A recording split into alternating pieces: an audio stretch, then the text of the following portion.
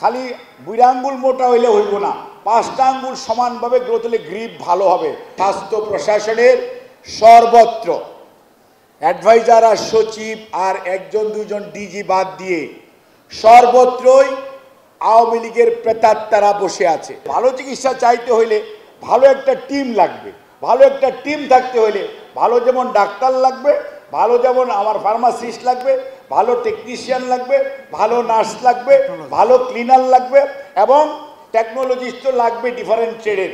Even যে লোকটা আমাকে হাসপাতালে রিসিভ করবে সে যদি মুখটা ফুলায় রাখে ওই লোকটা দিয়ে কোনো কাজ হবে না। অর্থাৎ you need to smile, you need to smile. এবং আপনাকে দেখে যদি মানুষ মনে না করে এই হাসপাতালে গেলে আমি ভালো চিকিৎসা পাবো, বিশ্বস্ততা অর্জন করা, that should be the our target. এখন মুখ তো ফুলাই থাকবে যদি পেটের মধ্যে ভাত না থাকে, তাহলে আপনার কেরিয়ার প্ল্যানিং থাকতে হবে। কেরিয়ার প্ল্যানিং থাকলেই আপনার পদোন্নতি প্রমোশন থাকবে। 27 বছর এক পদে থাকবেন না, তাহলে মুখ ফুলাও থাকবে না এবং সেবা দিয়ে আনন্দ পাবেন। কাজে এইটি কিন্তু একটি কালেকটিভ, অর্থাৎ আমরা যেটিকে বলি হোলিস্টিক অ্যাপ্রোচ। কেউ বলে হোলিস্টিক, কেউ বলে 360 ডিগ্রি অ্যাঙ্গেল। কাজেই আপনাকে অ্যাপ্রোচটা করতে হবে। একটা খালি 2 আঙ্গুল মোটা হইলে হইব না, 5টা আঙ্গুল সমানভাবে গ্রোথ হলে গ্রিপ ভালো হবে। 5টা আঙ্গুলের মধ্যে একটা আঙ্গুল যদি কাজ বেশি করে কম করে এই গ্রিপ দিয়ে কোনো কাজ করা যাবে না। কাজেই মনে রাখতে হবে those who are we are in the health sector, যেহেতু আমরা হেলথ সেক্টরে আছি, আমাদের সম্পর্কে সুনাম এবং বদনাম দুইটাই বেশি। কাজেই মনে রাখতে হবে এই বদনাম কারা ছড়ায়। একটা হচ্ছে যারা মনে করে বদনাম ছড়াইলে মানুষ বিদেশ বেশি যাবে, ওইটা একটা গ্রুপ অফ পিপুল আছে। আরেকটা হচ্ছে আমাদের মধ্যে 2-4-10টা লোক খারাপও আছে। কাজেই সেই 2-4-10টা লোককে আমাদের কারেক্ট করতে হবে।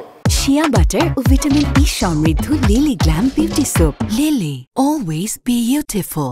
আবার মানুষের বিশ্বস্ততা আর্ন করার জন্য আমাদের top to bottom we need to work like a team. এবং এই প্রস্তাবনা আপনারা যে 10th গ্রেড বলতেছেন, কেন বলতেছেন এটাকে যৌক্তিকভাবে ইউ নিড টু প্রেজেন্ট। এবং এখনকার যে হেলথ অ্যাডভাইজার আছে তাকেও যেমন বলবেন, দরকার পড়লে প্রধান উপদেষ্টাকেও বলতে হবে, বাট আপনাকে বলতে হবে। আপনি যদি না বুঝেন, না বলেন, তাহলে এই চিপার মধ্যে, এই 7তলা বস্তির এই রাস্তার মধ্যে কি আছে কেউ বুঝবে না। কাজে আপনাকে বুঝাইয়া বলতে হবে, বুঝাইয়া বলতে হবে।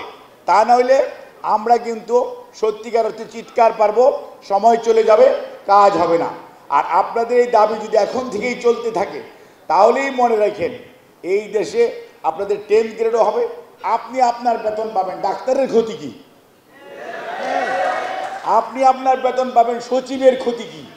কাজেই আপনার পদোন্নতি আপনার যদি এটা আমরা ঠিকমতো না দেওয়া যায়, রাষ্ট্র আগাবে না, স্বাস্থ্য ব্যবস্থা আগাবে না।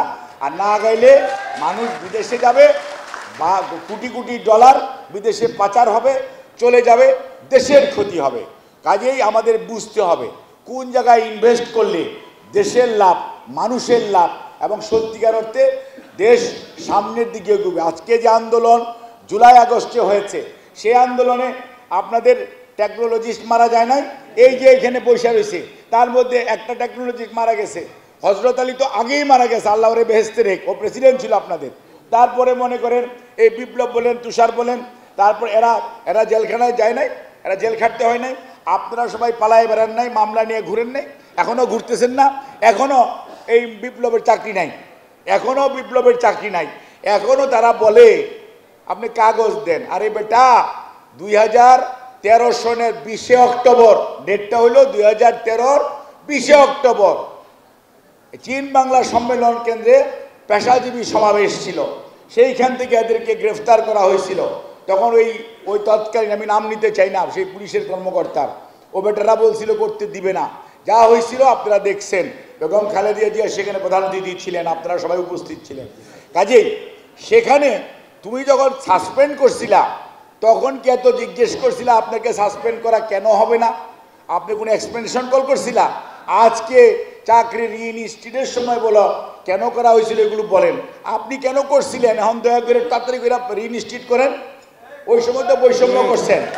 কাজেই আমার কথা হচ্ছে এখনও যারা না প্রশাসনের সর্বত্র বিশেষ করে স্বাস্থ্য প্রশাসনের সর্বত্র অ্যাডভাইজার আর সচিব আর একজন দুজন ডিজি বাদ দিয়ে সর্বত্রই আওয়ামী লীগের প্রেতাত্মারা বসে আছে।